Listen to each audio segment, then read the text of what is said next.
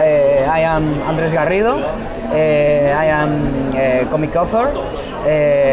Right now I'm presenting my new comic book, Carcoma. I've been working with Dupuis the last like 5 years. I started with a trilogy with qu'auteur as a scriptwriter. I was the artist of this book, and after that I wrote Carcoma, and now we are presenting it. Okay, Carcoma is a story about a bunch of sailors that lives in the middle of the sea, and they don't want to come back to land nevermore. And then one day they find like an island, and in the island they find like an egg. The crew find an white egg, and the captain of the ship finds another black egg. The white egg has a mermaid inside, and the egg of the captain has some kind of corruption that starts lurking in the ship,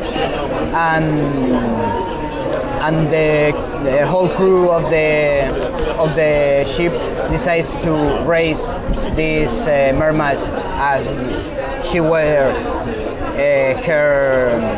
her daughter. Well, I always wanted to do it.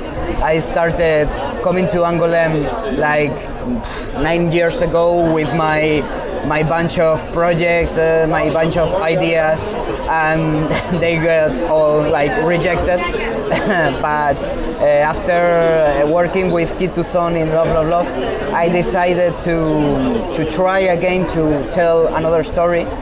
And in this time, when I finished Love, it was like really creatively, it was hard for me because I didn't have so much ideas. I was like struggling with why am I doing comic books? I want to tell my own stories, but it seems nobody seems to care about that.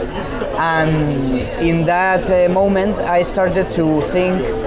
I was in a trip in Galicia, and I started to think in the sea, in a lot of aesthetics things that I like of the sea. And in that moment I started to think in my own situation, in a situation of apathy. I don't know what to want to do. I don't know what kind of story I want to tell. And I started like combining those things, and I started to think like in the figure of the pirate. Those men who like sail they go out to the sea, and they leave everything behind, and they don't want to step on land nevermore. And I started to think maybe I can do something with this kind of ideas of being like disorientated, like outside of everything, with no hope, with no sense of having a home. And I took that, and I took my own sensation of I don't know what I want to do, I don't know what kind of story I want to tell. And from this sense of I don't have nothing to tell came this story. Well, I started with these two principal characters of the story, this sailor woman called Sepia, and this captain who is some kind of the antagonist of the story. And these two characters are like two sides of one mentality, that one of them is the sense of creating something new, of like wanting to move with your life and find something exciting to live for, and this other sensation of no, I don't want to try anything, I'm sick of all this, I don't want to have nothing, I don't want to talk to no one. And then came the crew, the rest of the crew, that in my mind at the beginning of the script was like a bunch of characters that always act together, like a lot of funny characters that they fight between one of each other, and they're like funny secondaries. But each one of us has his own story, his own background, his own tortured past, and well, this I was really inspired in the aesthetics of like Popeye the sailor, and this kind of funny sailor stuff and funny characters and all that. And yes, this was like the main inspiration for the characters. Well, the thing is that when I started to write, I wrote some things. I wrote like short stories and things like that, but I never wrote a whole story. I prepared a lot of projects to come here to Angoulême, but I never managed to write a full script. So at the beginning I was like, I don't know if I will be capable of. And when I was writing it, I sent the project to a couple of friends who works in bande dessinée too.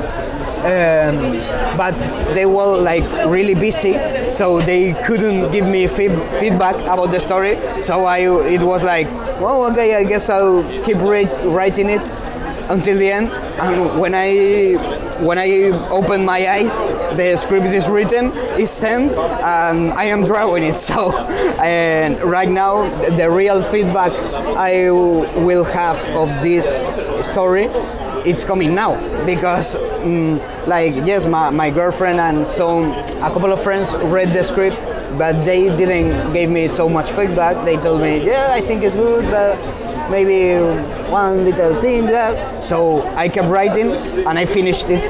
So it was not really hard for me, because I just wrote, and when I I finished. So I didn't have a lot of struggle with, I don't know how to end this, I don't know. No, I think it came really natural, maybe because the story was really connected with my feelings in that moment. So it was really easy, I think. Well, I draw this book almost full digitally in Photoshop. I start with some kind of mini storyboards, like really small in a notebook, and then I start with the final format of the page with the storyboard. I made like 3 storyboards a day, and then I got the inks. I make like 1 ink a day, and then when I finish the inks, I do the whole color. I always work in those like whole storyboard, whole inks, and whole color. And yes, I would like to return to traditional, because I used to work in traditional, but when I started with my previous series in Dupuis, I started working in digital, and I never returned to traditional, and I think I have to return eventually in any moment, because digital makes you like a little dumb. It makes you where is the button to erase this thing? So I want to return to traditional. I really wanted to,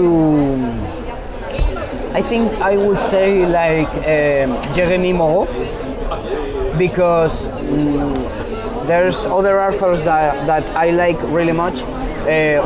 Even there's more authors that I like the drawing, I like more other authors and things like that, but I really like Jérémy Moreau because it's a full author that he draws amazingly good and he writes amazingly good. I think his works are whole fantastic in the script and in the drawing, and I really love how he managed to change completely his style. Every comic he does, he's exploring a new aspect of drawing, and I'm really fan of his work. And every time I open his book, it's like it's like magic for me. It's like there's other comic authors that I see his work and think like, yeah, this